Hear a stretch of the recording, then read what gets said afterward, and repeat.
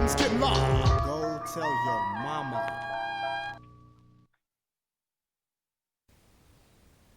Spirituality supports reality. Spirituality supports reality. Spirituality supports reality. Spirituality supports reality. Spirituality supports reality. Spirituality supports reality.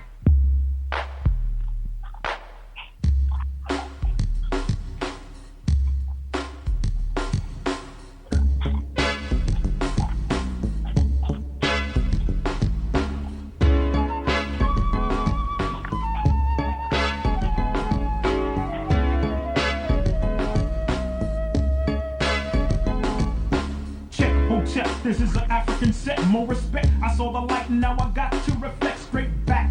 Here's a little message while you live, and what I got to give is somewhat positive. Spade, the brother's gonna serve rhythmatically. Pass up on to you what was taught to me. That was Afrocentricity about being spiritual. So here we go to proceed quite lyrical. Praise the one for which I pledge my stand.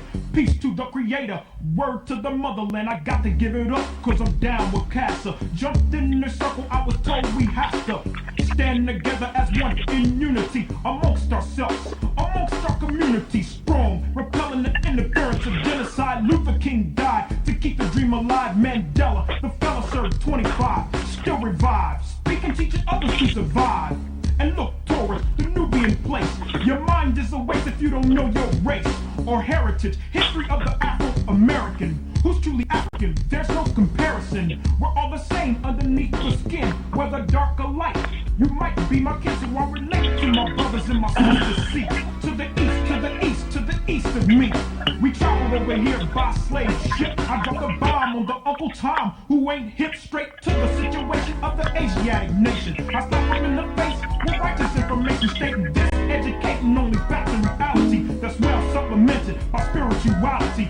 Spirituality supports reality. Spirituality supports reality. Spirituality supports reality. Spirituality supports reality. Spirituality supports reality. Spirituality supports reality. It's quite obvious who my ancestors were. It shows clear, but sometimes I see a blur of anger between me and the past. I look on to what I learned in school, but that's trash, the white man's words. So that's his story. For a sellout example, watch glory. Back to the present days, it's another phase. We strive to know about African ways, the culture, the language, the things that we're missing. Cast out your mind and start fishing. Listen for wisdom, seek words and knowledge. Peace is invited to the United Negro College. There's nothing to do with being black or white, but it's the state of common sense and knowing what's right, what's wrong, what's up and what's down. Put your eyes to the sky and 2 feet on the ground. Now how that sound from one who don't know much, but I know enough to flow. Speak my peace to each, my right, my freedom of speech, and at the same time teach a lesson, expressing myself like a riot, the voice of the unheard or the quiet. Although the chains of bond have been broken, the shackles of the mind is still holding on the same. Just as a rope on a chain, a whip on my back and a cross in flame. The 3 Ks say we're inferior, no, so let's show that we're proud and spiritual. Spirituality supports reality. Spirituality supports reality.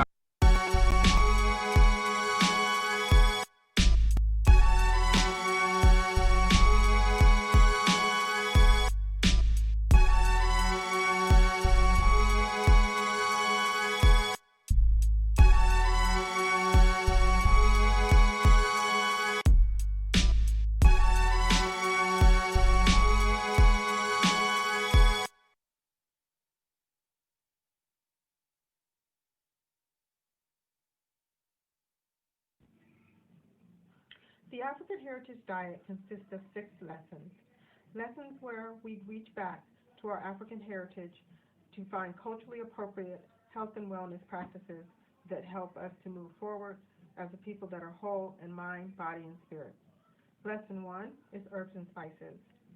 Lesson 2 are greens. Greens is the widest part in the base of the African Heritage Diet food pyramid, so many greens should be consumed. And as you move up the pyramid, those are the things that you consume in lesser um, proportionate amounts. Whole grains, lesson 3. Beans and rice, lesson 4. Tubers and mashes, lesson 5. Lesson 6. Fruits, vegetables, and a healthy lifestyle.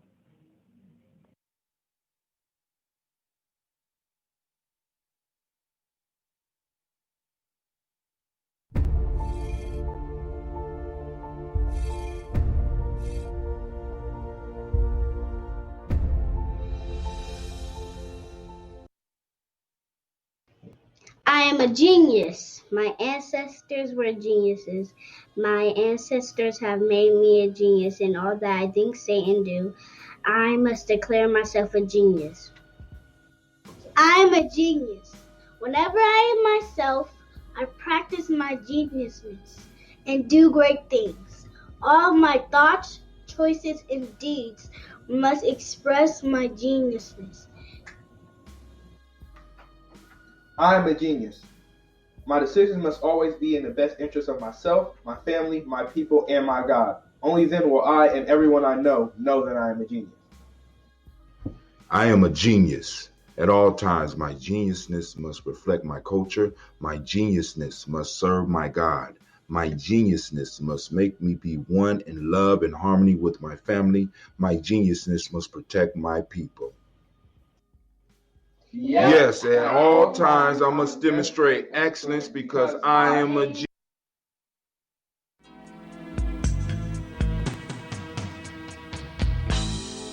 What are we,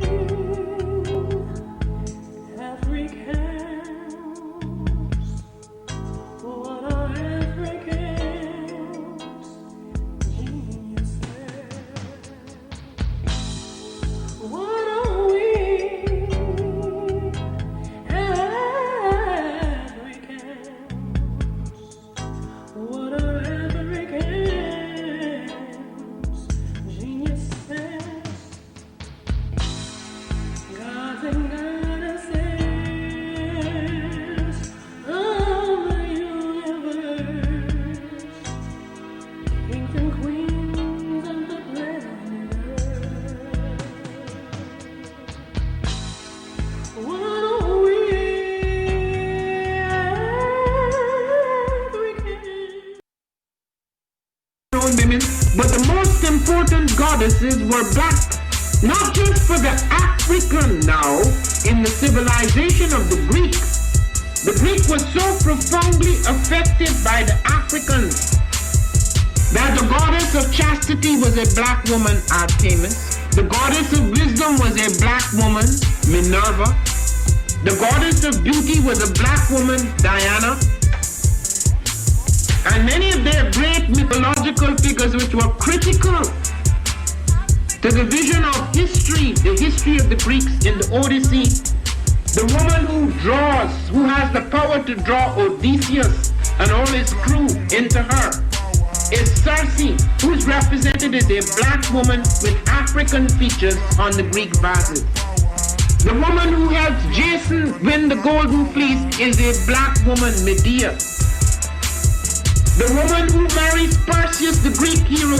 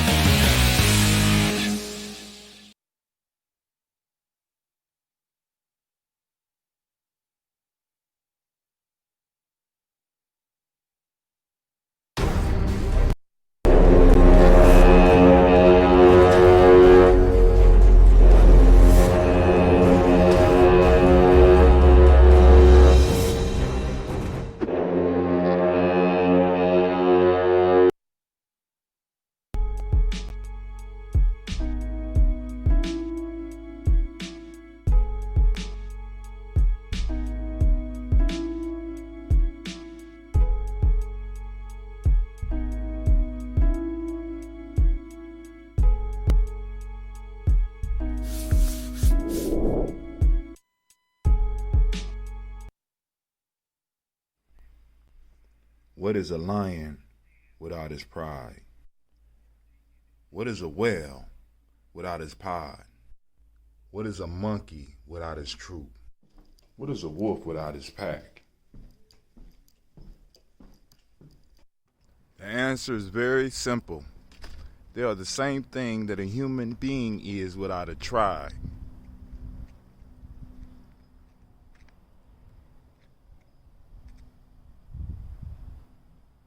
Pray.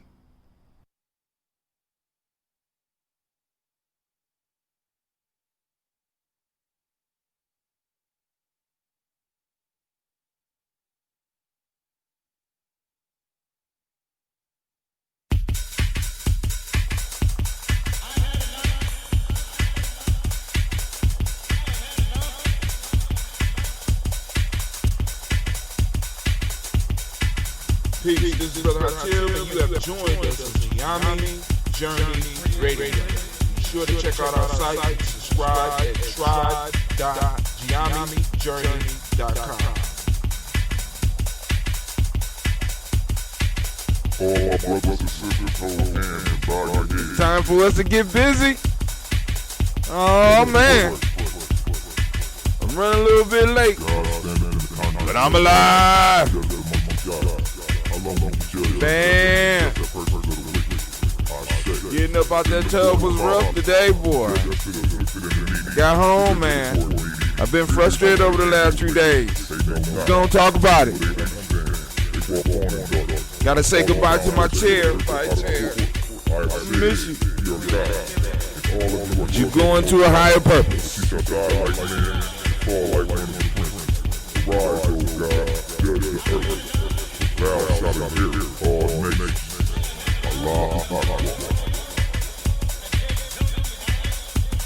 Man, as we travel down memory lane, that Warrior's Handbook to Life Training, that's the letter I got from somebody that was listening to me. I didn't know was listening to me at the hookah shop. There's some ideas. Oh man, time for us to get started. Oh, let's get it, man. Keep up with the journey. Check out what we have done in the past. Go to journeyarchives.com. Come on, bring that beat. I want to welcome you tonight, Gye-Nyame Journey Media. This is Adra Sheik, We are Ace, live from Shisha doing Lounge. folk You're now tales. listening to Gye-Nyame Grown Journey folks. Send the babies to bed. About to have some real talk tonight. We're going to talk about this dragon mentality. The dog in the manger. I know y'all like, what in the hell does a dragon got to do with the dog in the manger, Brother Hatim? I read that folktale before.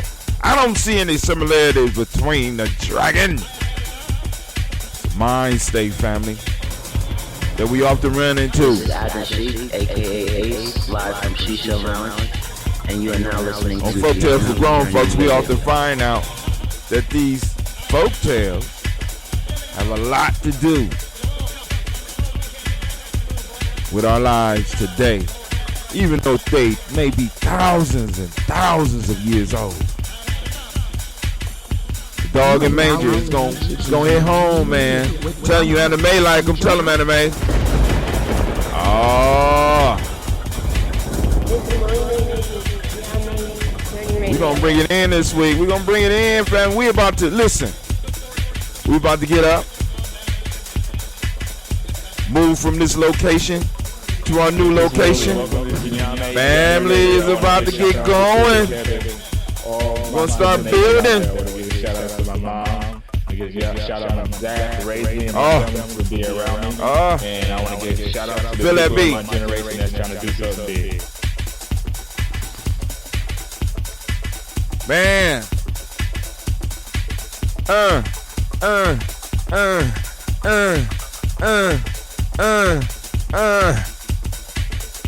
Come on in, family. Like and share. Make sure other family members know we on. I know I was supposed to broadcast earlier today, but I said no. I got to my adventure, and this man Sore Hotep, aka But hey, check it out. Does it sound good? I think it sounds We're gonna start vlogging every day too. I'm working on getting back into my. I don't feel like necessarily writing it down, but now I got this new little camera function. We're gonna start doing some vlogging. I'm working on getting to the vlogging. Hey, it shouldn't be skipping. This is Brother Hatem coming at you. This is digital. Hell, glitch. Call your friends. Let them know we're about to break down a life-changing hotel. Put them babies to bed. It's going down. Whoever in the house, let me know. Black line is open, 614-556-4535. Let me help y'all out.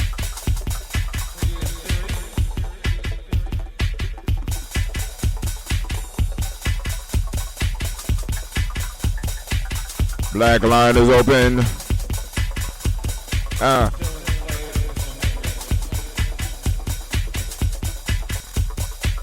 How's it skipping? What's going on? Am I overburdening my? Am I overboarding my CPU? What's going on? But you know, I got a Ryzen 7 coming, but I think it's an older one. So we're gonna have to really put some work in. We're gonna put some work in on this desktop. And me and Cleve, we're gonna put this thing together. Well, me and Cleve and the girls. I'm gonna let the girls participate too. But we're gonna put something together. But we might not never have to worry about none of this stuff for at least the next 3 years as we start growing. Especially when we get on, we building our own social media site, Brother Hatem. We building the promised land. Yeah, we building the promised land. You are now. You gonna be able to be you. On Gye-Nyame Radio. Well, at least if you are G&J Media Support. Man, I had enough too. I've had enough. Had enough.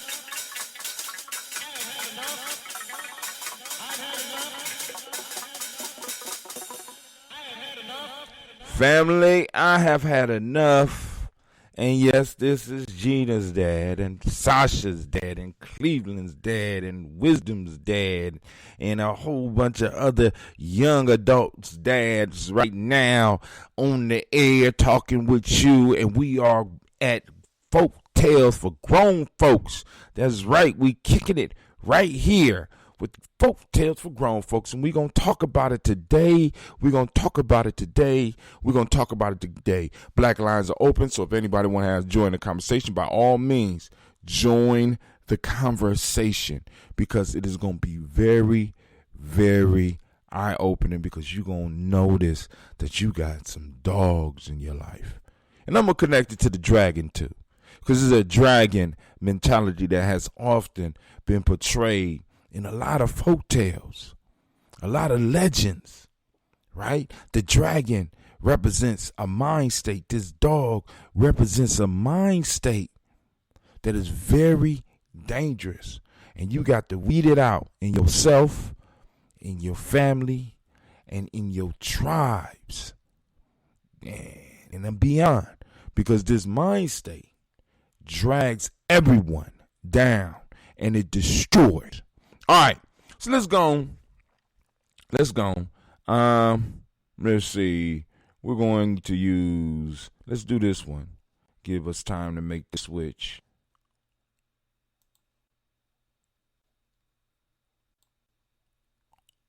Oh, I did it already.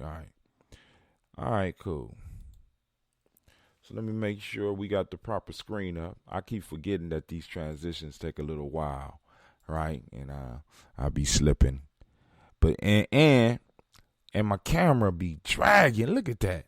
I mean, I'm throwing so much out, I can't keep up. So look at that. The whole damn thing froze. Good grief. All right. So the proverb we of course y'all know we pull from Aesop Fables.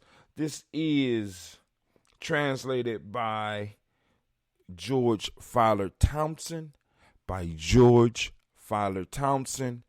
All right. And this one details, it has some nice translation, but also I want to go through some of the other translations. I'm going to read this one first, straight out the book, so that the book can stay used. It's a very short proverb. Those of you that are on the Nguza Saba Challenge, I just submitted the Nguza Saba Challenge for a workbook, and as far as being able to publish it and to present it to the community, all of those that are G&J Media supporters, of course, you will be getting yours for free. Everybody else, you know what I'm saying? It will be available. I still haven't, I haven't decided the price yet because it's a small PDF, but it's going to be one that you're going to be able to use over and over again and use it for your growth as well as your own personal initiation. And Gye-Nyame, we real big on initiation. We had a proverb just a couple of days ago, in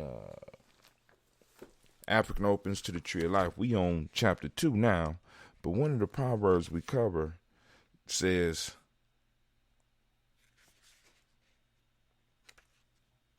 about initiation. Initiation teaches perpetual initiation. Right? In Gye-Nyame Journey, we're big on initiation, group initiations, as well as individual challenging themselves. As a matter of fact, I am proud to say that we have a young brother that has decided to take himself through an initiation. Actually, maybe two brothers. I only spoke to one. I'm old, so people don't let me know what's going on. But I think we had two brothers going out for an amblatia. They went out to California to meet with some of our family members out in California, some of our Native American brothers and sisters out there, to go and go through the amblatia and bring something back for the family.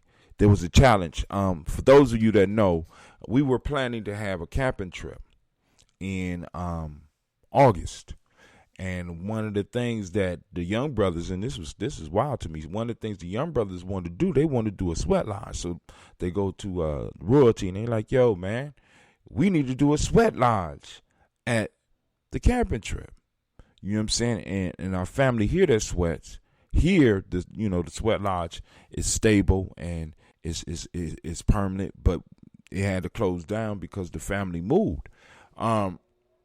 But we do have family through Simba that provides the Simba Nation with the Sweat Lodge. And so Royalty was like, man, we're not going to be able to afford to do that. He said, we can't, He said, well, Brother Devin can run it. I said, what? So, I'm walking through and Royalty look at me and be like, yo, the young brothers is talking about doing the Sweat Lodge. I said, shit, we can't afford the Sweat Lodge. You know what I'm saying? They talking about Devin could do it. I said, damn, you know what? Devin do remember all the songs. Devin know the songs. He got a good mind for that type of stuff because he's a musician. And I said, well, damn, maybe he could. So I go and I talk to Devin. I say, Brother Devin, the young boys is talking about you doing the Sweat Lodge. I mean, because we do know how to build one because we had at least 3 generations, 3 groups of young people, of different age groups that all went through and participated in building the Sweat Lodge. They know what to look for. You know what I'm saying? They know how to structure it. They know how to tie. You know what I'm saying? I said, cool. So Devin says, well, let me call our brother Naichi and get permission. So Devin does that, and I don't hear no more about it. And then we find out that the camping trip is canceled. So I call one of the young brothers because I found out he had a business venture, and I won't talk about it right now. I'll wait till we get back so that we can go on and announce it to the family here. I said, young dude, I understand you got a business. He said, I said, I want to talk business with you. You got time? He said, well, we're going to talk business. I got time, but I got to get ready to get to the airport. So what you mean? He said, well, I'm going to California. I said, you going to California? Yeah. And he told me the story. You know what I'm saying? Because he was one of the young brothers that spoke to royalty and said that we need to do the sweat lodge. And he made arrangements to go out to California himself with Devin so that he can be trained in how to bring the sweat tradition to Gye-Nyame. I said, oh, my God. I mean, we got some live young people. I want to give them a round of applause because, you know what I'm saying, they knew what they wanted, they knew how to get it, and they made it happen. What can I say? What can I say? You know what I'm saying? You know, that's part of the tradition, right? You know what I'm saying? It's like, yo, you want something, make it happen. Make it happen. That's a key component of Gye-Nyame journey. You know what I'm saying? Make it happen. And I know a lot of people kind of get upset when we say stuff like that, but when you take that mind state, this is what happens, right? You are able to pull the impossible out. You are able to do things that you thought you would never be able to do. The young brothers wanted to bring the sweat lodge. The young brothers wanted to bring the sweat lodge. And what did they bring? What did they do? One of them took it upon himself with one of the older brothers, right? Took it upon themselves to go out and be able to bring that tradition home. Powerful. Powerful. So I need y'all to understand, right, that when Gye-Nyame start going out, right? When Gye-Nyame goes out, right? We taking the sweat tradition with us in the proper fashion, in a powerful fashion, out to the woods with us. I can't do nothing but take a breath on that one, right? All right, but anyway, let's get to it. The dog in the manger. I put the dog and the manger. It's the dog in the manger. A dog lay in a manger, and by his growling and snapping prevented the oxen from eating the hay which had been placed for them. What a selfish dog, said one of them to his companions. He cannot eat the hay himself, and yet he refuses to allow those to eat who can. Let me read that for you one more time. The dog in the manger. A dog lay in a manger, and by his growling and snapping prevented the oxen from eating the hay which had been placed for them. What a selfish dog, said one of them to his companions. He cannot eat the hay himself, and yet refuses to allow those to eat who can.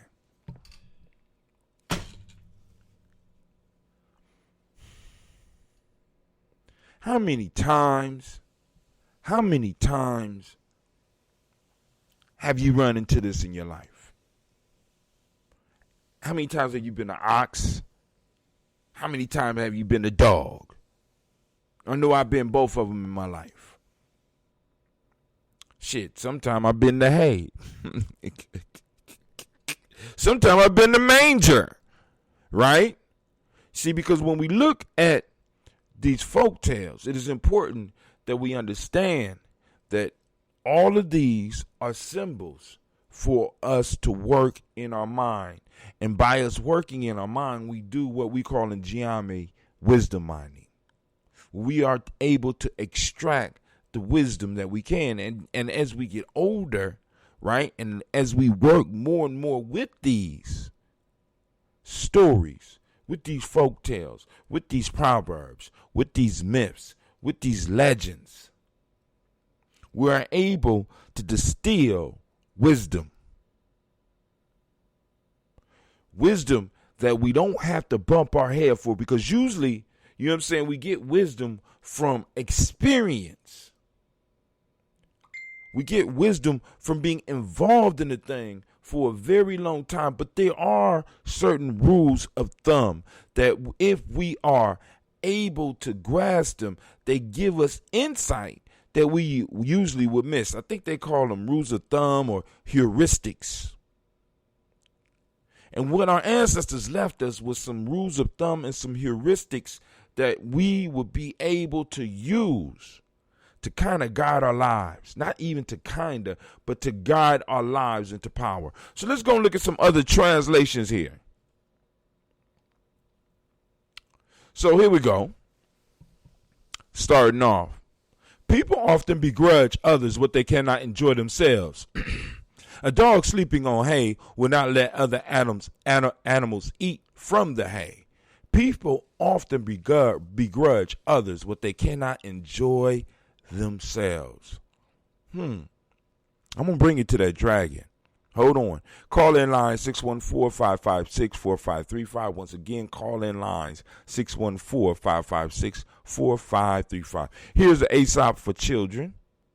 So I'll tell this one, then y'all gonna send the babies to bed, because we gonna have us a nice little quick conversation about this unless y'all call in, because this one is I mean, I ain't gonna say it's simple because it's, you know, at where I'm at right now, you know, I'm gonna go on one layer, but maybe somebody out there might have some wisdom that somebody out in the world might need. So stop hiding your wisdom up under a bushel, please.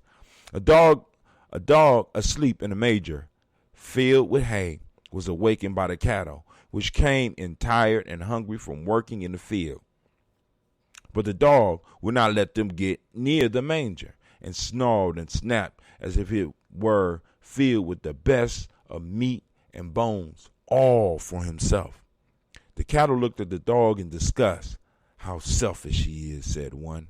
"He cannot eat the hay, and yet he will not let us eat it. Are you so hungry for it? Who are so hungry for it? He will not let us my fault, let me finish. He cannot eat the hay, and yet he will not let us eat who are so hungry for it." Now the farmer came in. When he saw how the dog was acting, he seized a stick and drove him out of the stable with many a blow for his selfish behavior. Moral: do not grudge others what you cannot enjoy yourself. This is Elliot Jacob version. A dog, for his afternoon nap, jumped into a manger of an ox and lay there on the straw. The ox, returning from its afternoon work, came up to the manger and wanted to eat some of the straw. The dog, in a rage, being awakened from his slumber, stood and barked at the ox. And whenever it came near, attempted to bite it. At last, the ox had to give up the hope of getting that straw and went away muttering. Here's a Samuel Croxall. A dog was laying upon a manger full of hay. An ox, being hungry, came near and offered to eat of the hay. But the envious, ill-natured dog, or cur, getting up and snarling at him, would not suffer him to touch it.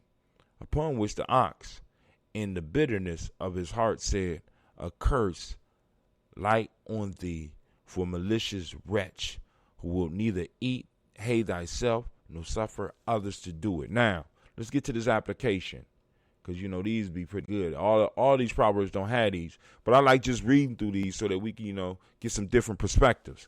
The application. Make sure you like and share, family. Click that thumbs up or something, or whatever's out there. You know what I'm saying? Hit that button so that you know when we coming on. Because we don't got the black signal going out no more. Couldn't afford it. But anyway, envy is the most unnatural and unaccountable of all the passions. There is scarce any other emotion of the mind, however unreasonable, but may have something said in excuse for it. And there are many of these weaknesses of the soul, which, notwithstanding the wrongness and irregularity of them, swell the heart while they last with pleasure and gladness. But the envious man has no such apology, as this too makes the stronger the passion is, the greater the torment he endures, and subjects himself to a continual real pain, by only wishing ill to others. Revenge is sweet, though cruel and inhuman, and though it sometimes thirsts even for blood, yea, may be glutted and satiated. Avarice is something highly monstrous and absurd, yet as it is a desire after riches, every little acquisition gives it pleasure, and to behold and feel the hoarded treasure to a covetous man is a constant, uncloying enjoyment. But envy, which is an anxiety arising in our minds upon our observing accomplishments in others, which we want ourselves, can never achieve any true comfort unless in a deluge, a conflagration, a plague, or some general calamity that should befall mankind. For as long as there is a creature living that enjoys its being happily within the evilest man's sphere, it would afford nourishment to his distemperate mind, but such nourishment as will make him pine and fret and emaciate himself to nothing. Now, this is JBR collection, and then we got the Townsend, and then we done. We ain't got to read the Townsend again. A dog was lying in a manger full of hay, and an ox, being hungry, came near and was going to eat of the hay. The dog, getting up and snarling at him, would not let him touch it. Surely, creature, said the ox, you cannot eat the hay yourself, and yet you will let no one else have any? Come on, man. How many of y'all got this type of individual in your life? How many of you are this type of individual in your life? You get satisfaction and joy from being able to deny others things that you cannot have, things that you cannot use. This is why I kind of describe it as a dragon mind state. In many cases, it is a West Asian mind state, right? Because the dragon plays a very large role in their mythology, in their legends, even in some of their folk tales. The dragon. Why do I compare this to the dragon? The dragon in these stories always hoards something that it cannot use. In Tolkien's A Lord of the Ring, the dragon was sitting. Was it Lord of the Ring? What Lord of the Ring is the one before Lord of the Ring. Well, anyway, the dragon sat on mountains and mountains of gold. And you often hear in these stories about dragons snatching up all the treasure of the land. Dragons snatching the virgins and keeping them in a cave. And the dragon can make use of neither one. It just didn't want anybody else to have these things. And in order for others to have it, the dragon had to be slayed. Let me say that again. In order for others to have these things and put them to use, the dragon had to be slayed. Dragons didn't go to markets. They didn't need gold. Dragons couldn't do nothing with a human female. But it hoarded all of this stuff, just like this dog in the manger. Its pleasure was to bring pain and sorrow to others because it controlled something in his life. The little bit of control that it can have, it'll hang on to it and it will stop you. How many of y'all done ran into this in your career or in your education or in your personal relationships? Individuals that just sat on shit that they could not use, sat on ideas that they could not use, and begrudgingly held it from you. They wouldn't let you in the manger to eat, even though you put the work in out in the field and you deserved the food. They would get violent with you and feel totally justified in the bullshit that they did. Oh, yes, family. This is a story about you. This is a story about me. Because many of us have been on both sides of it. If we're going to be honest with ourselves, many of us have been on both sides of it. There's a sick type of pleasure that comes from being in the position that dog is in. It's a sick little power that comes along with it, as they talk about in this piece right here.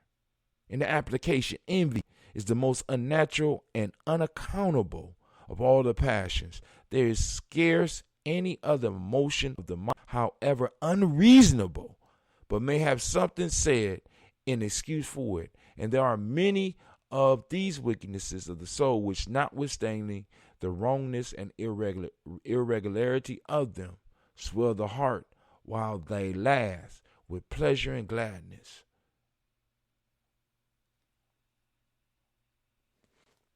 The dog felt a strange type of pleasure from being able to stop these other animals who could use the hay. The dog used the hay for nothing but to lay on. The dog could go lay in the goddamn grass. The dog could go lay up under a tree. But the dog is choosing to lay on something that others can use, and selfishly keep them from using it, even though they need it more than the dog does. This brought the dog a sick type of pleasure. How many of us done ran into people like that? Come on now. I know I'm not alone, family. Call in line 614-556-4535. Call in and let me know when you ran into a dog like this. When you ran into a dragon like this. Couldn't use the resource, but wanted to hog the goddamn resource. Wanted to control the resource. Didn't even know what to do with the damn resource. It just had it. And refused to allow those that could use it to use it.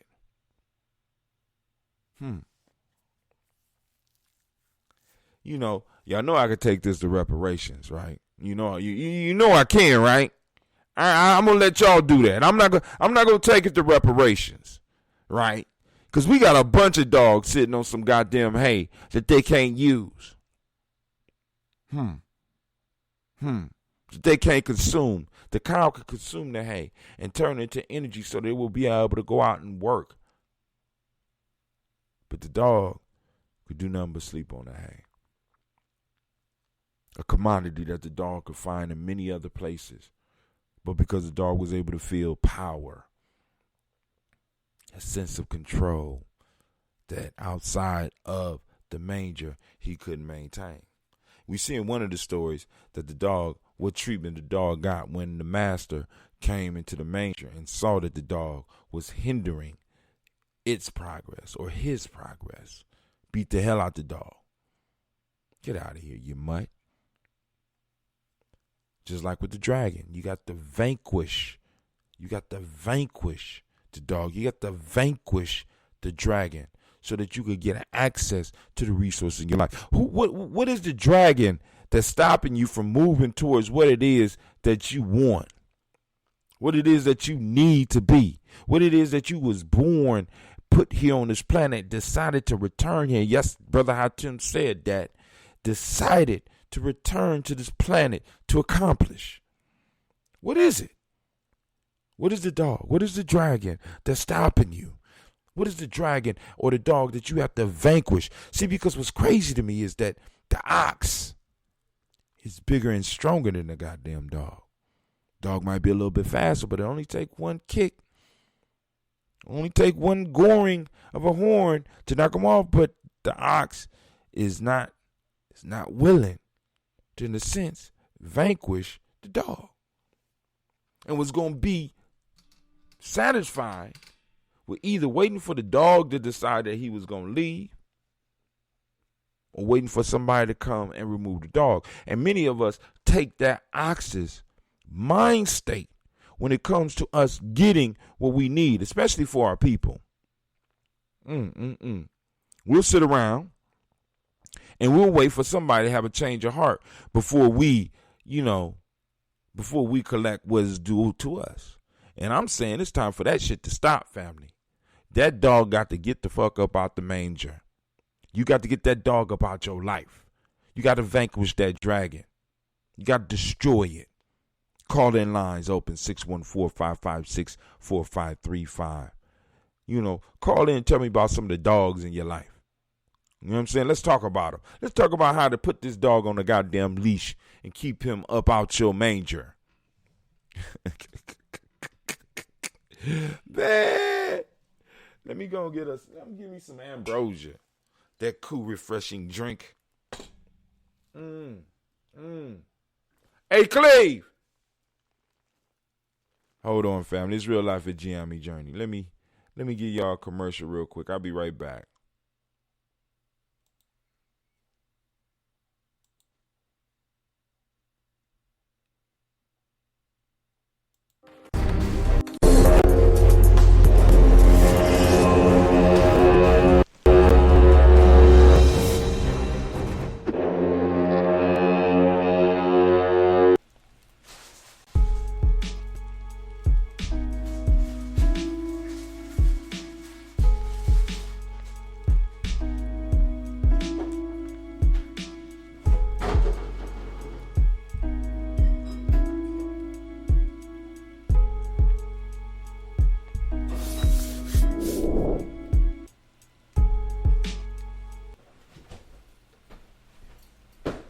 What is a lion without his pride? What is a whale without his power? What is a monkey without his strength? What is a wolf without his pack? The answer is very simple. They are the same thing that a human being is without a tribe.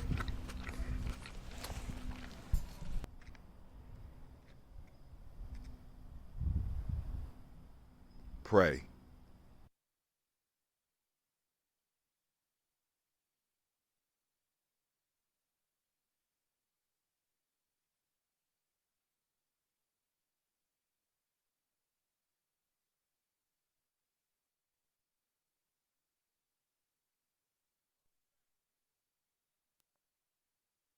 Are we back? I want to read it. Are we back? Yeah, we back. Let me make sure everything is up. We back? Think we back. Okay. All right. We back. All right. So, I'm going to pop one of these bottles. I got a few bottles. And I usually don't cool mine. But the reason I'm cooling some of these is because I wanted them to stay ready because I'm going to pop one of these bottles from one of my brothers when he get home. Right? So, we're going to go on and pop it. I'm going to move it away from the, Electronics? Yep, move it away from the electronics. But I want to make sure y'all can see it. All right, you ready? Ooh, that's nice. But you can see that smoke coming up out of there? It's nice and cool, though. You know, you pour, you let a little bit of the smoke go down there. Oh, man. This one been sitting there for a while. I want y'all to look at that. Look at that. That's that ambrosia. That cool, refreshing drink. When you let it sit, you know what I'm saying? Let it sit and age, right? All right. Oh, my God. I see y'all tried to hide the cherries from me. Y'all hoarding the cherries. Come on, man. Drink before you waste it on my stuff. That was mommy. You put it on the Yeah. Yeah, my brother gonna love this. But he ain't gonna get this one. Anyway. But yeah, so now. So what dog is stopping you? What? Or better yet, who you stopping?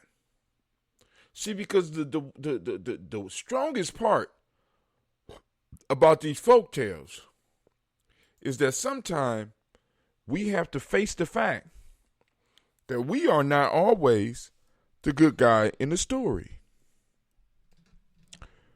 You know what I'm saying? But I'm on, you can share whatever you want. Lines are open, 614-556-4535. Black lines are open, 614-556-4535. I want to talk about those dogs. You know what I'm saying? I mean, if you a dog, call in. Let me holler at you. Let me deflea your ass, right? You know what I'm saying? Because some dogs just need to be defleed. You know what I'm saying? They got a little bug up their ass. You understand? But hold on. Yeah, we missed something. It said envy pretends to no other happiness. So, I mean, and the language is kind of funny. It said envy pretends to no other happiness than what it derives from the misery of other people, and will rather eat nothing itself than not starve those that would. I want you to think about this. Brother Kwame put pray up there. Shouts out to Brother Kwame. I see you out there.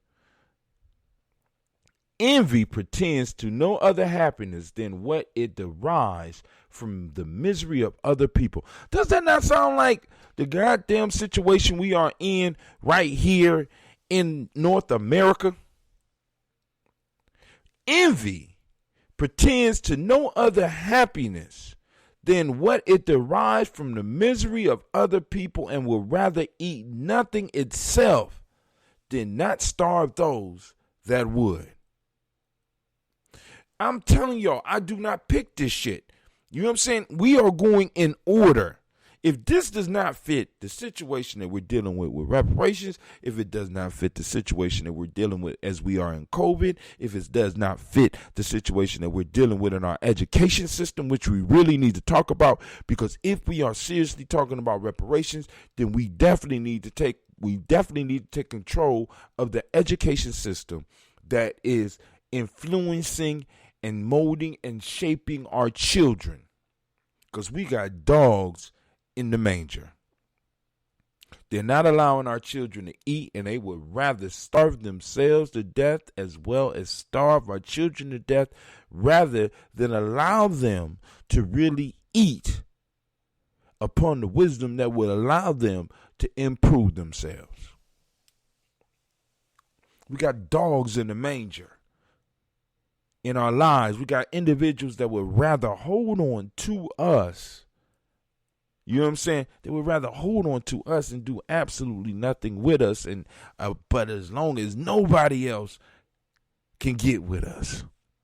We got jobs that's doing the same thing. I'm going to hold on to you. You know what I'm saying? Because I don't want nobody else to have you, even though I ain't got no use for you. And some of us are acting as dogs in our own lives, where we're keeping ourselves stuck and starving, even though there's a whole world for us to eat on. We're holding ourselves back. Look,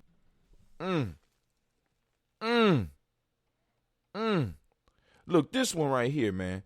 I forgot. Look, they got rhymes. This one is major. They got rhymes and stories. You know what I'm saying? For this one, the dog in the manger. A cow sought a mouth full of hay, but a dog in the manger there lay. And he snapped out, how now, when most mildly the cow adventured a morsel to prey. Don't be selfish.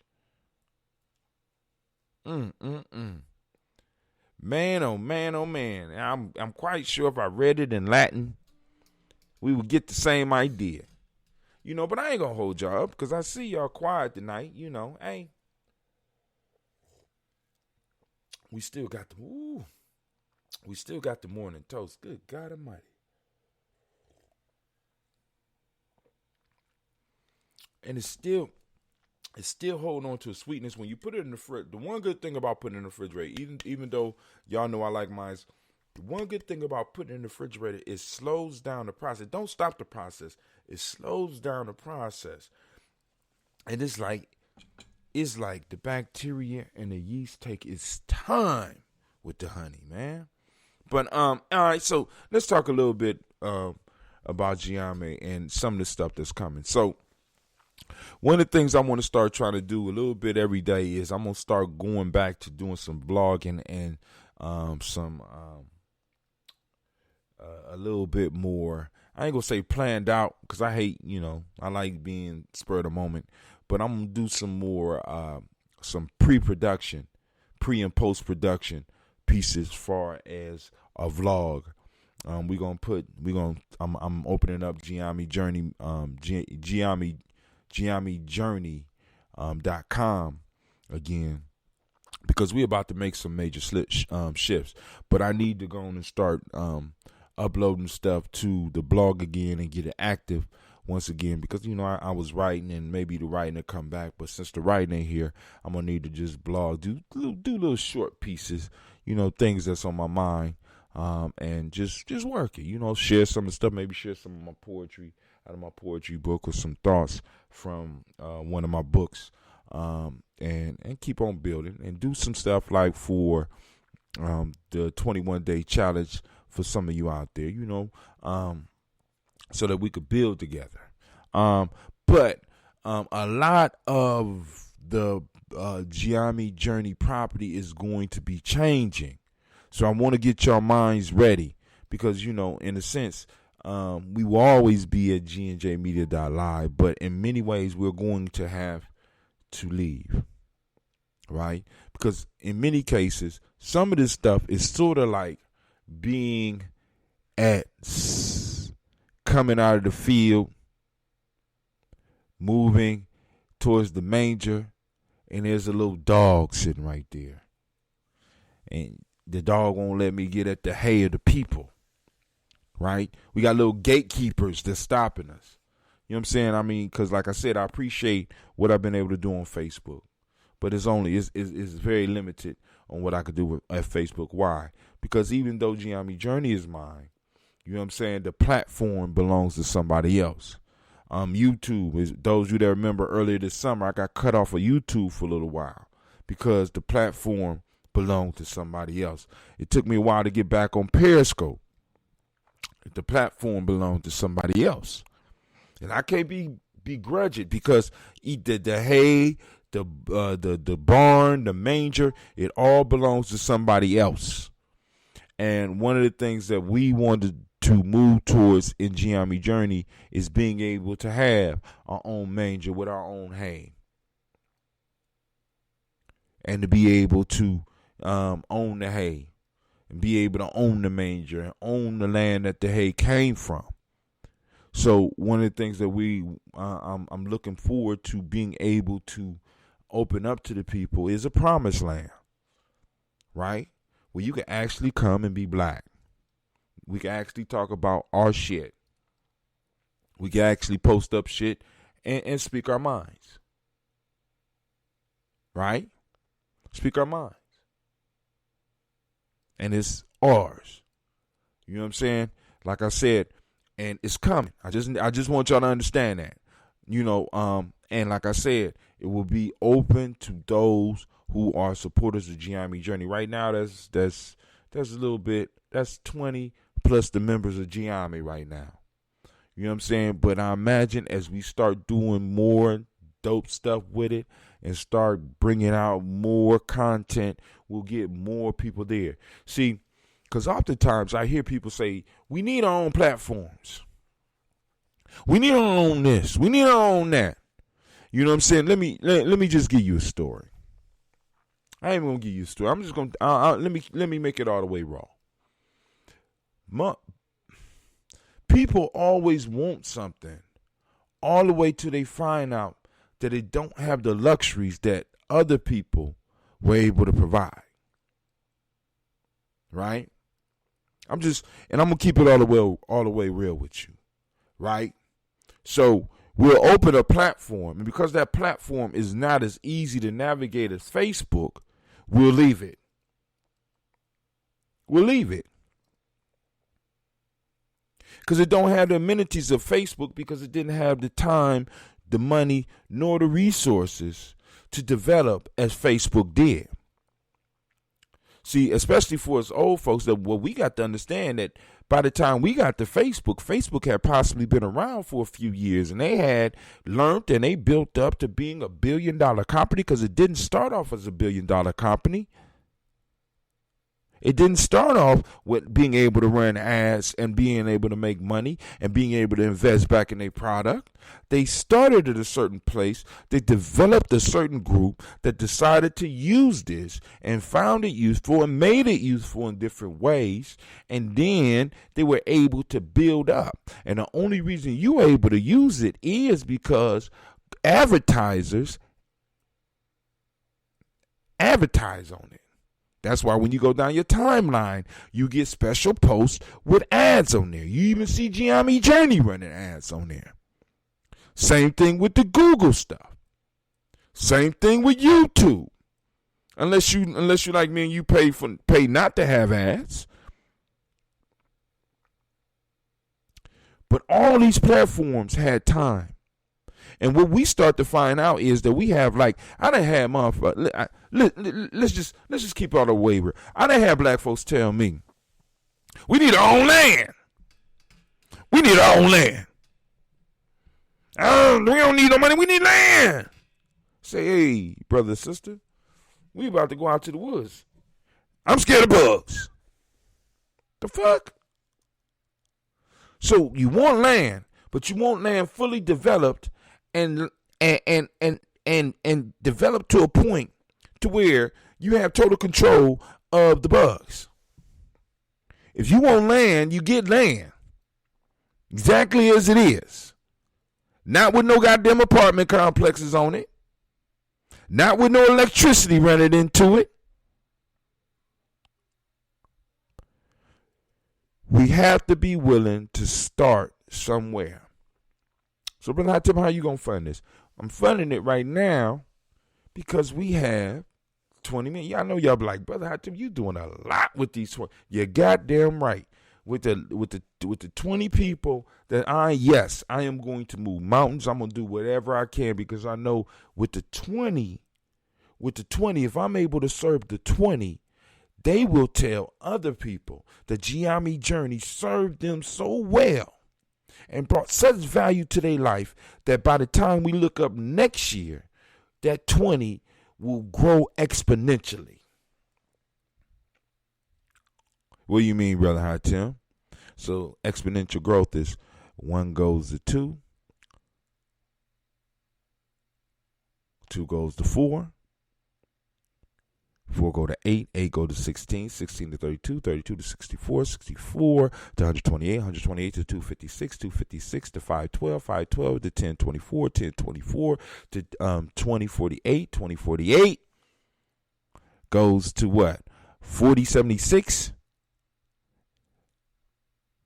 right?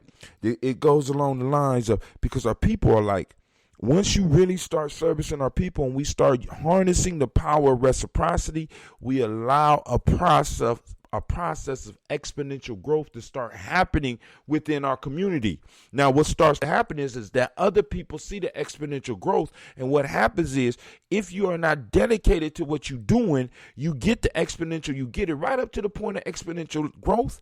And when people notice it, you sell it. Gye-Nyame Journey we ain't in the selling business. We in the building business. How you sell a nation. How you sell a tribe. Right? You know what I'm saying? Because for years I couldn't understand the philosophy of some people. They'll start some shit and then they'll turn around and they sell that shit. I understand from the angle of being able to finance some of that stuff and not being able to take it to the next level. But we're trying to build some generational shit. But we have to start somewhere. So I'm saying all of that to say this, that part of the piece that's going to happen with this is that it's going to be open up to tribe supporters and tribe members only. Only. Because that's how it's going to be financed. because it's those people who believed in what we doing. Those people who in those pieces of hay, you know what I'm saying, that was able to slip past the dog and was like, yo, Gye-Nyame, I'll give you an opportunity. Right? We'll give you an opportunity. We're going to build that shit. Right? Because I had a couple of subscriptions, and I'm already starting to cancel some of these subscriptions so that I could go on and take that little bit of money and start investing it in building up this platform. I want to control the server. I want to control how the server get to the internet. I want to control what's placed on the server. That's nation building. And it's starting with absolutely nothing. It's starting with the bare dirt that's there and turning that dirt into a home. That little plot of land, making that plot of land be able to produce. That's what nation building is all about. Sort of like making that ambrosia. Take a little bit of honey and green tea and make a beautiful drink. It's beautiful. And god damn. In the new place, I am going to have some refrigerated ambrosia. I appreciate what the refrigerator did to this shit here. Because it's been sitting in there for months. My wife gave me a little bit of space in the refrigerator. So that, because she's like, why are you taking up the space? I said, it's for my dude, my brother coming home. So I'm going to pop it. I got a couple more in there for him, so that we could just sit there and mellow out and talk. Also, family, for those that are interested, Gye-Nyame, through a partnership with Urban Gems, we are able to start providing people with greens if they want them. You know what I'm saying? I'm thinking somewhere between $4 and $5 a pound. Fresh organic greens. You know what I'm saying? Because like I said, we got since we can't do no damn festivals, we gotta get super creative. I gotta get creative so that we could get a little bit of cash flow going, because we can't do them all, right? And like I said, had a big vision for tomorrow, but once again, it ain't. I mean, family, please understand, because this is part of our issue. You want all the comforts. You say that this society is oppressing us, and you say that they don't treat us right, but you want all of the same comforts when it comes to us. How? When I have been oppressed like you my whole life, when I have been held back like you my whole life, when I have been struggling like you my whole life, how can I provide you a better experience? A more comfortable experience. I could fulfill certain aspects of it. But how do you expect me to give you the creature comforts that a motherfucker that's been robbing the world for the last last couple of thousand years can bring you? How do you expect it from any one of our companies, any one of our businesses?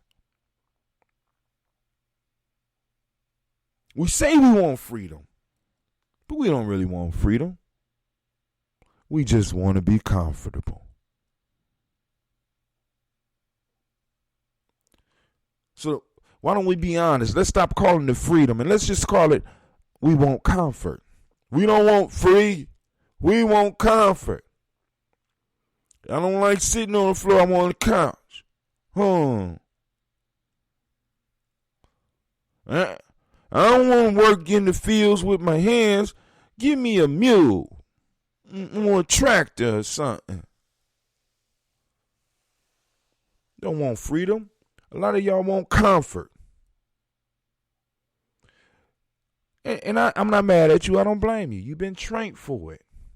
We all been trained to find, to be comfortable, to be able to make everybody around us comfortable. That's why that's why we don't raise no fuss about how they educating our children. That's why we don't raise no fuss, until now about how they police us. That's why we don't raise fusses.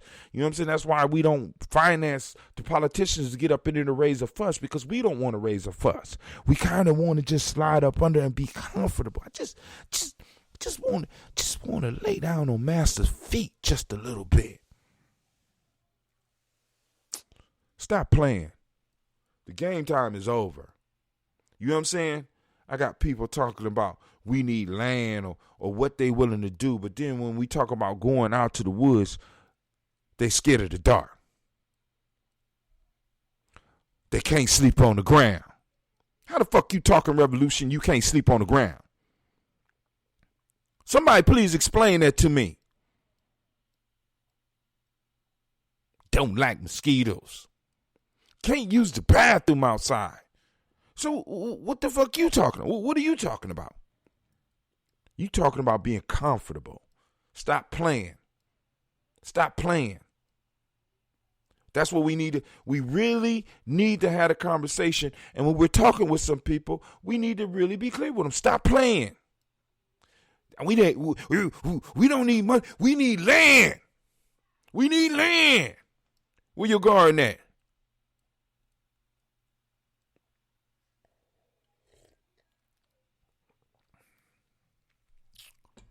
And if I'm not talking about you, don't get offended. Right? Don't be that dog that when I toss the rock and it hits you, you yelp. If I'm not talking about you, don't worry about it. Make sure you like and share this with some of your dog friends out there. Because that dog just want to be comfortable. I want y'all to remember the dog, in many of the stories, the dog was just laying on the thing, and the ones that could use the hay came to get it. They eat it. The dog was just comfortable. The dog just wanted to be comfortable. And it made him feel good that his comfort came at the suffering of other people, the uncomfort of other people. And many of the people in our circle get a sick type of comfort, a sick type of power feeling from us being in the position that we in. Because if we all in this position, they can stay comfortable. Stop it. I want free. No, you want comfort. You want to be comfortable. Call in line 614-556-4535. Please call in if you disagree with Brother Hatim. This is Folk Tales for Grown Folks. We are talking about the story, the dog and the manger. And the question I'm asking is, who is the dog in your life? Or in whose life are you the dog? Give me some examples. 614-556-4535. How long we been streaming? I done went off. I done lost track of time. I done lost my goddamn mind. Right? I lost my mind. The man is crazy. He crazy. I'm telling y'all he crazy. He crazy. He's just crazy. I'm just trying to his family. We got to start being real with ourselves. What are you willing? What are you really willing to give up? Right? So once again, like I'm gonna present, because I demonstrate it to you all the time. I do the best I can. I put stuff together,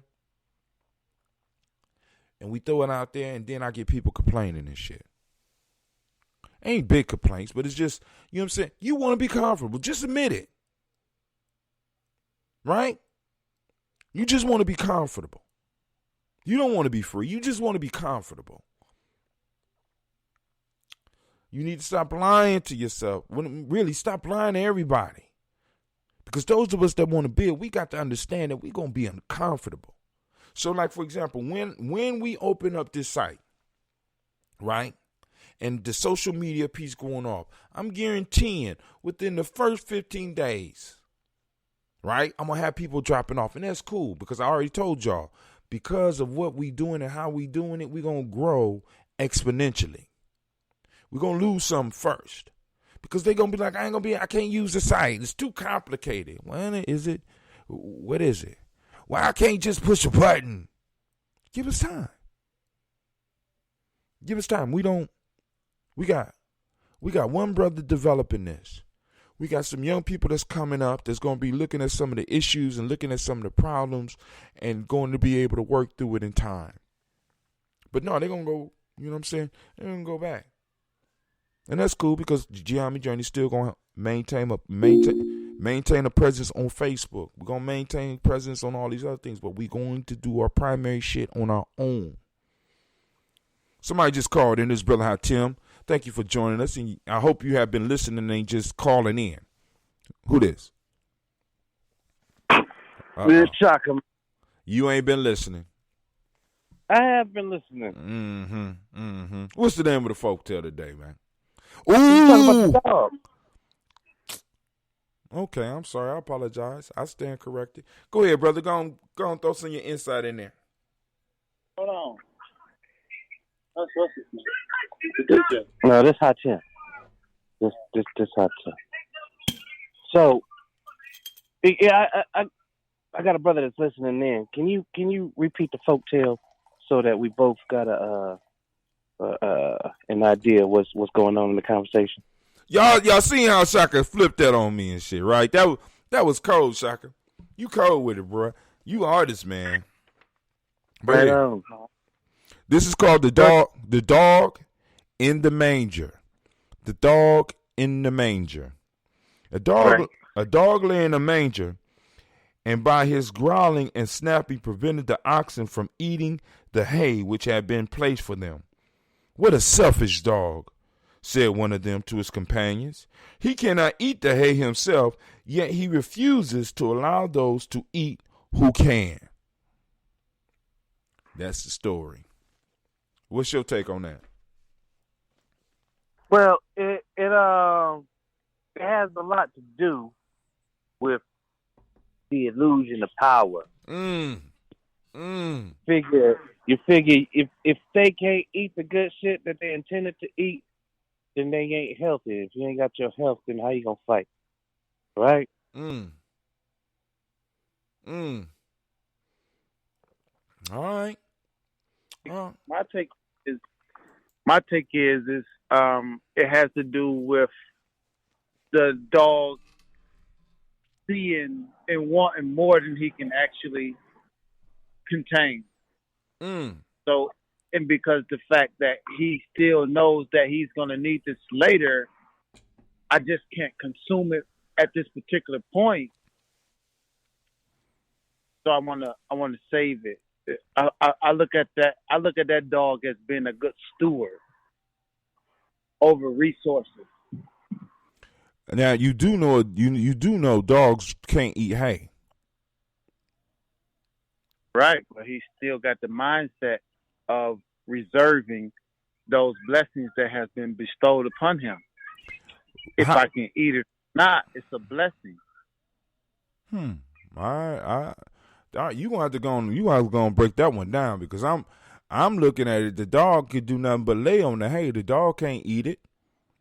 The oxen can. They just been working in the field, and they trying to eat.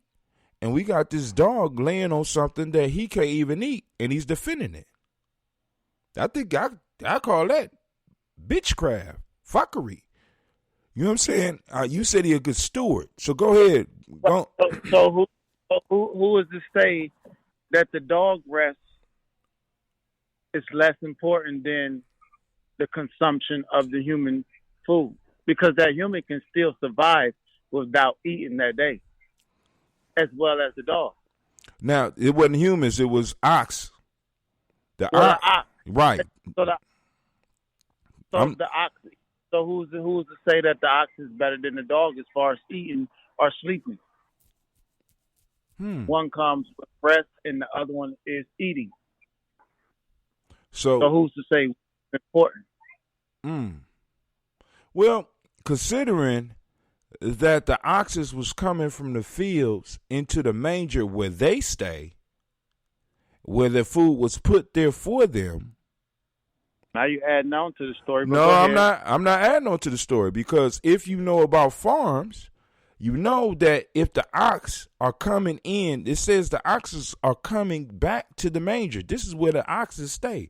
The dog don't stay Right. there. The dog is okay. That's not the dog's place. The dog eats absolutely no. The dog eats no. The dog eats no. No hay. Hey. Go ahead. The dog. Hey. No, you. I was just filling in your statement. The dog doesn't eat the hay. Right. He was resting on the hay. Right. So, what is the purpose for the dog even being around? Oh, what if the hay was like what Crucial Conflict was talking about, like hay in the middle of the barn? Hay in the middle. What if the hay was that? Okay, I'm going too deep. I'm gonna go back to y'all.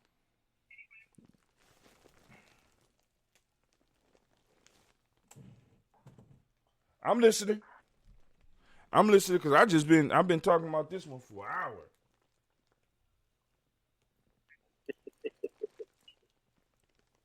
I just look at it. I like to look at it holistically because I could dig it. I could dig it. Say that the dog's importance of rest is less important than the ox.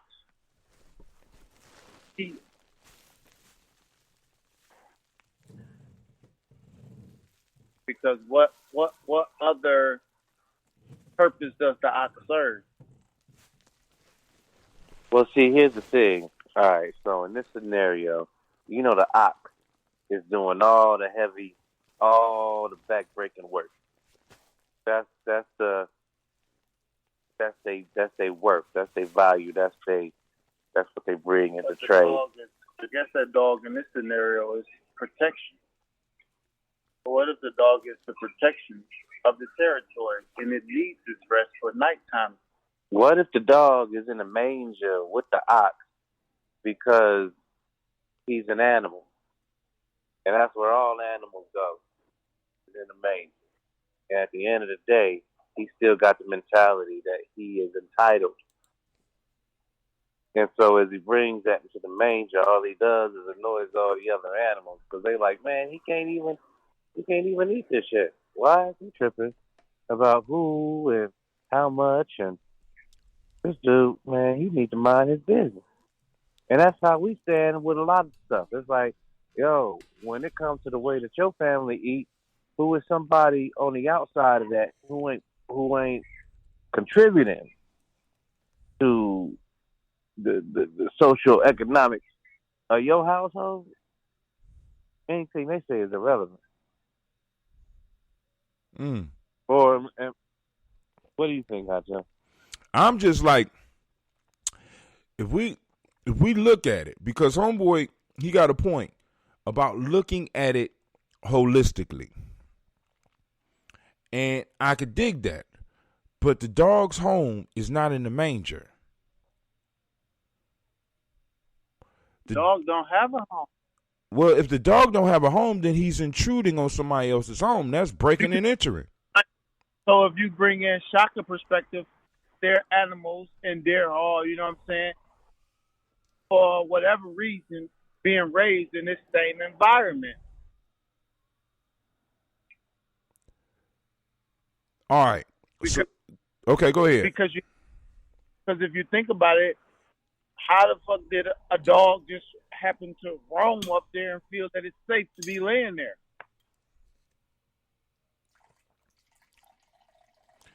Just because you feel safe in laying someplace doesn't mean that you supposed to be in that place. Animals are not stupid. They only rest in a place of comfort. Okay, but it don't mean it's the right place. I had a dog. I had a dog at one point in time. His name was Power. When I first got Power Power would sneak on my couch at nighttime and be very comfortable. Because he was not trained.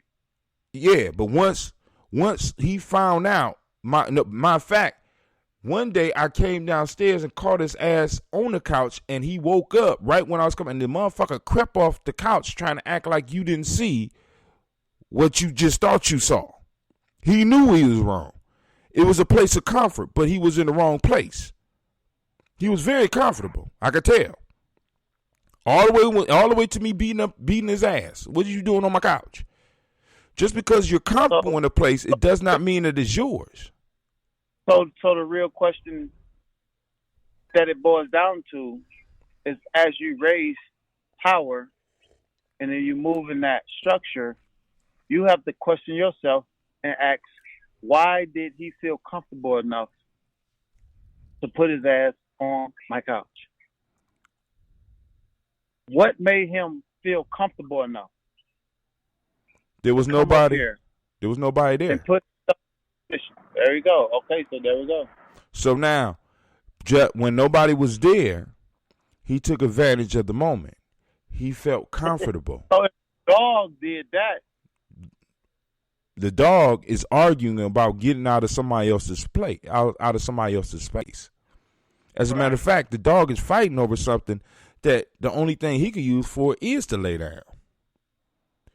We ain't talking about the ox coming from the club. We talking about the ox coming from a hard day of work to a place that is designed for them to be in. But the thing is, it's a manger.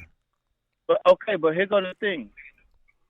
The differentiation is between the animals. The oxen, he cherishes work because he feels as if he do a hard day work, it's a good job. But peep this, the dog cherishes its rest because he has to rest up for the fight. And what he's resting up is for this fight that's going to come up. So I cherish my rest because my rest properly prepared me for the next fight that's about to present itself before me. So while you out there working and doing that goofy shit, I'm preparing for the next fight. Because that next fight is going to put me in the next position of comfort to rest. So, but the goofy shit that the ox is doing is providing the place that the dog was laying in the first place. The ox was working out in the field. The ox wasn't out grazing. The ox was out working and keeping, because if it's a manger, there's a farm there. You gotta look at it from this perspective because it's not goofy to the ox to do what he's been born and predestined to do, which is work. All he's doing is repetitive cycles. I do this, I work this, and I put this over here for this. So it's not goofy to him because he's doing what he's been born to do. He's not even looking at it from the perspective of this, da-da-da. No, I'm doing my life's calling, my life work. And so the dog, you saying the dog is doing his life work. Right. Right. But now, why the dog couldn't lay in the grass up under a tree? Why when the ox came, couldn't the dog got his selfish ass up and move? Because this is a story. The story illustrates selfishness. You do understand that, right? I can't say that. I mean, you don't have to say it. I mean, because if I go back, matter of fact, let's do that. Hold on. Dog, I say of God because at the end of the day, he said, "You've been put on this earth, now go take dominion over it." You know what I'm saying? So you said I'm expanding the story. You expanding the story now. That other motherfuckers have put up for you to lay up. You know what I'm saying? Because he told you to go take dominion. That means the shit is already put up for you. All you gotta fucking go do is go put your feet up. Wait, what world is this?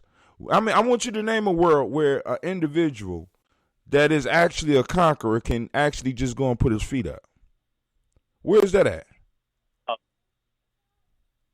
The world you living in right now. Nah, dog, the world don't exist like that. And white superior. And it's white supremacy. What do you mean it don't exist? It don't exist. No, bro. I mean, really, stop. Why don't you listen? Show me how this world exists like this, because in order for this world to exist in the way it does for them, they have to be willing to maintain it. This shit is not because your ancestors or even you is just laying on your ass and just gave up. This shit is by force. Constant and forever action to hold you where you are. If you really look at this parable, I am really looking at it. Okay, can I finish? Go ahead. I'll let you talk. The oxen is the black man. The dog is the fucking white man. Mm-hmm. And that's what the fuck this whole shit is. So when you ask me what type of world is that, that's the world we living in right now. We the oxen as black people. So we if do we all the work, all this shit. Right. We do it all. So how can you look at it from, if the oxen is you, how in the world are you justifying the dog's action? I'm not justifying. I'm just looking at it from holistically, so I can prepare myself to move differently. So you know what I'm saying? I'm not and nothing. Just because I look at something from a different perspective, that doesn't mean I justify or rectify the position that you're in or the position that you're taking. Only thing that I'm doing is understanding that, okay, I may see where you're coming from. And though you coming from that way, I'm not going to say you're right, and I'm not going to say I'm right. I'm not going to say you're wrong or you're wrong. That's what wisdom is. Wisdom is the understanding of both ways and choosing your position. Mm. That's what wisdom is. Seeing things from both perspectives and then choose your position. Are you able to look on the internet and see the show? Because I want you to look at like definitions that go along with this proverb, this folktale. Because the point that I'm trying to make is the dog represents a mind state that, as you say, is very much like the mind state of the motherfuckers that run this world. I'm going to sit on these resources even though I can't use them all. I'm going to control these resources, and I'm going to keep you from being able to eat that. Where we living in right now. Exactly. I agree with you. So when I look at it, you know what I'm saying, I have to ask the question, what possibly could the dog use the hay for other than just to rest on? But you still looking at the hay. You're not looking at the purpose of the rest. And that's a good point. That's a good point. Don't pay attention to the hay. So now he's so you see where I'm coming from? Okay. So now he's extending battle energy towards the ox. He's conserving his energy for battle. Why? While he's barking at the ox? Huh? But he's prepared to battle with the ox. Different scenarios. Now he's barking at the ox and all this. You said he was resting. If I'm resting, I ain't barking at nobody. I ain't doing nothing to paying attention to nobody. If I'm resting on my hay, it's not your hay. But I get you. I hear you what you're saying.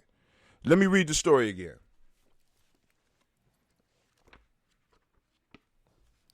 A dog lay in a manger, and by his growling and snapping prevented the ox from eating the hay which had been placed for them. What a selfish dog, said one of them to his companion. He cannot eat the hay himself, yet refuses to allow those to eat who can. That's it. Okay.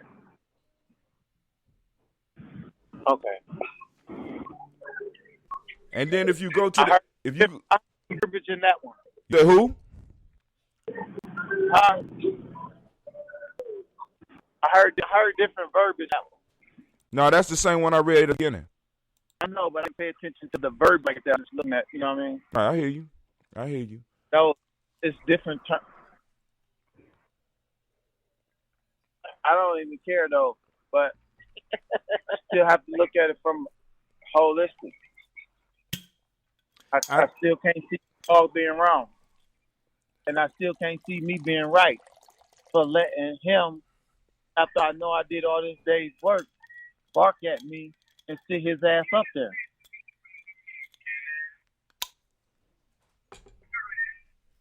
We're gonna have to do something. It's one dog. He just barking. I agree. Up here I for agree. you. They should have gored his ass.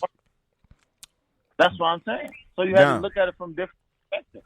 Now, but like why he's for enough to just bark them all of my resources. But do you know the reason for the folktale? Why folktales were created? Sorry. You hear me, Black? Go ahead. I say no. I never heard the folktale. I like it. It's very interesting to me. But I'm coming in from a blind spot. I don't know nothing about no backdrop or nothing. All I heard was just a story. Boom. I understand, but I mean, what you think? You know why? But do you understand why these type of stories would be created? I understand the purpose of parables. Yeah, I do. What are they? I mean, break it down for us.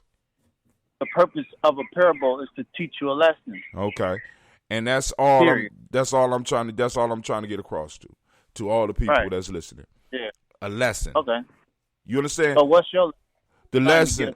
The lesson. The point is, don't be selfish, or don't let selfish motherfuckers stop you from getting what you supposed to get. Which, in a sense, is what you're saying. Because in a sense, you're looking at the oxen because, it's, like you said, it's only one dog.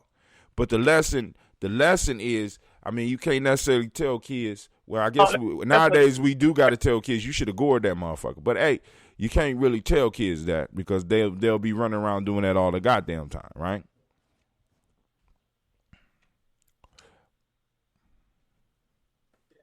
The lesson I got out of it, which is the lesson I get out of everything, because just look at it holistically.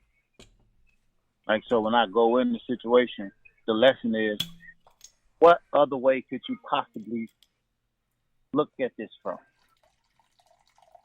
Mm-hmm. How many ways can you view this angle? Like, when I go into anything, that's my perspective. Right. How many do you view this?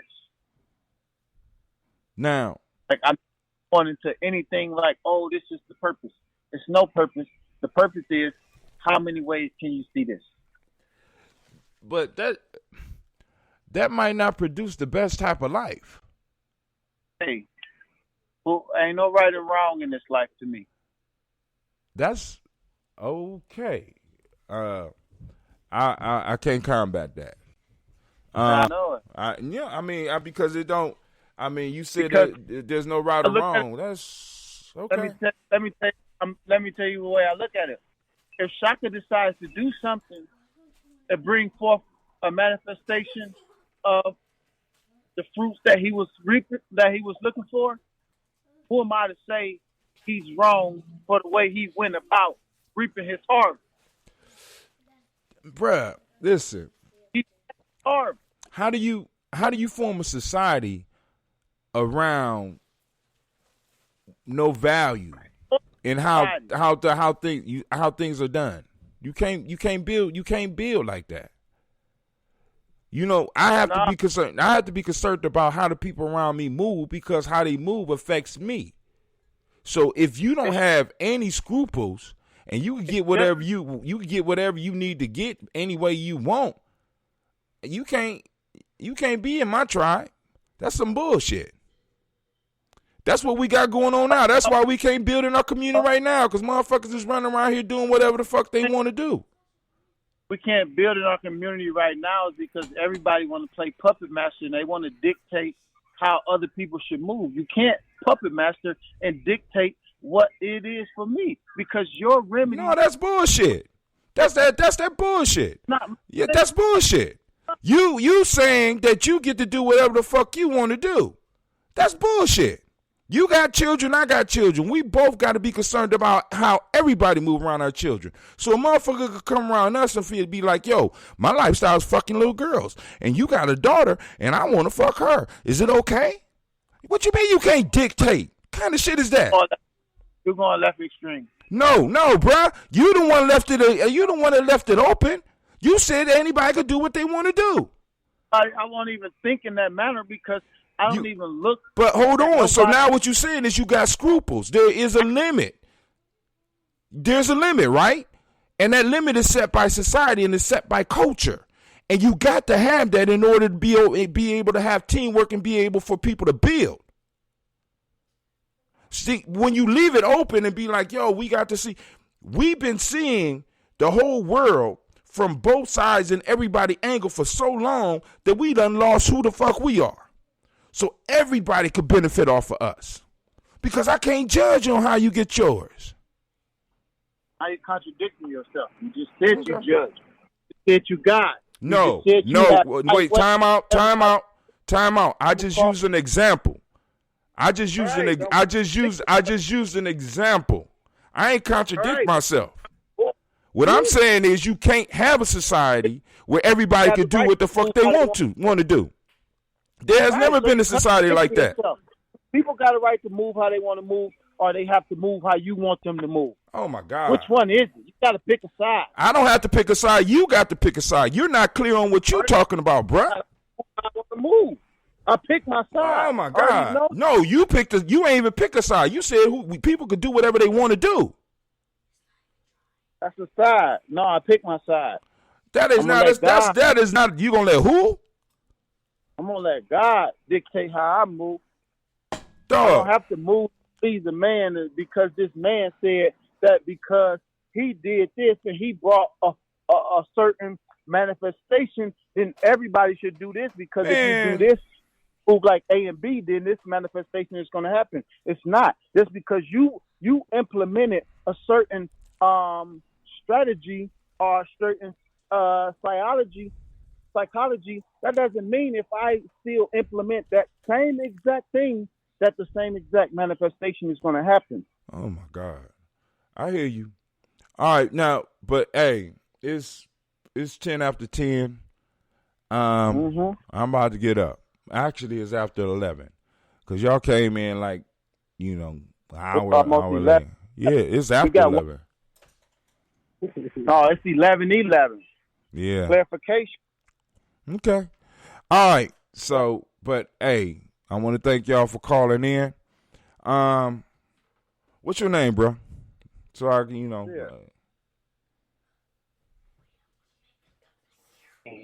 go ahead. Say it again.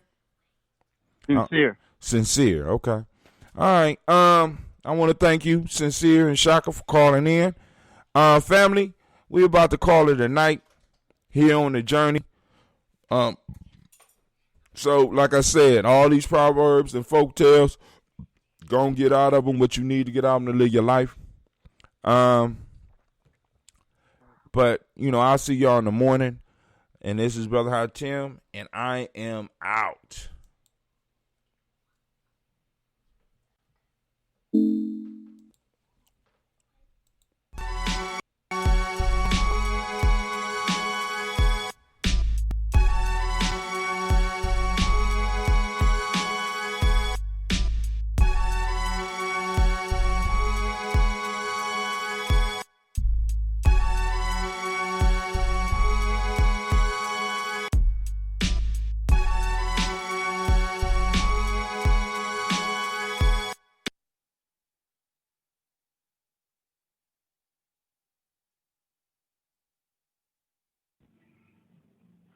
The African Heritage Diet consists of 6 lessons.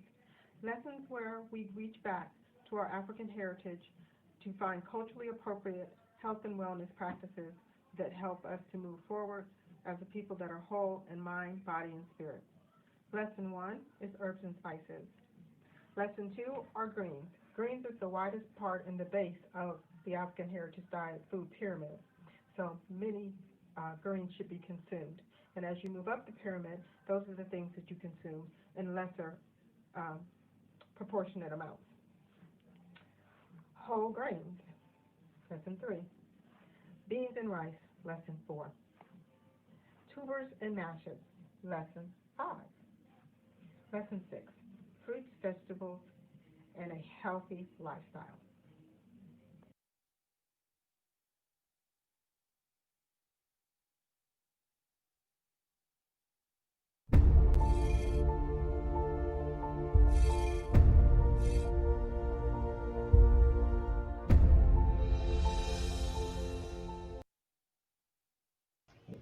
I am a genius. My ancestors were geniuses. My ancestors have made me a genius in all that I think, say, and do. I must declare myself a genius. I am a genius. Whenever I am myself, I practice my geniusness and do great things. All my thoughts, choices, and deeds must express my geniusness. I am a genius. My decisions must always be in the best interest of myself, my family, my people, and my God. Only then will I and everyone I know that I am a genius.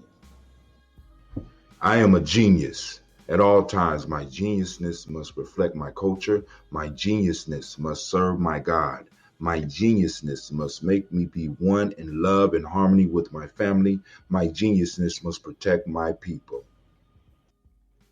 Yes, at all times I must demonstrate excellence because I am a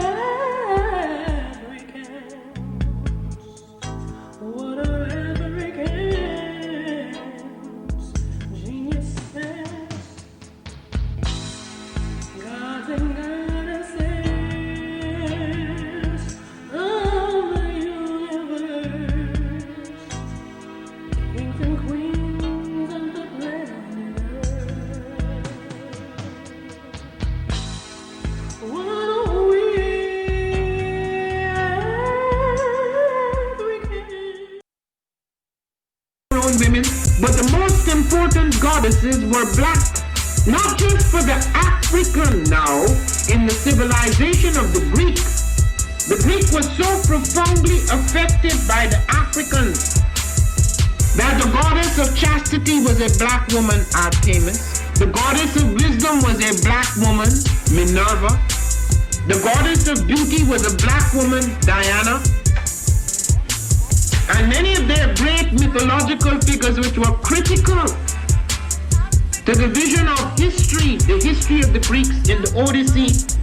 The woman who draws, who has the power to draw Odysseus and all his crew into her, is Circe, who is represented as a black woman with African features on the Greek vases.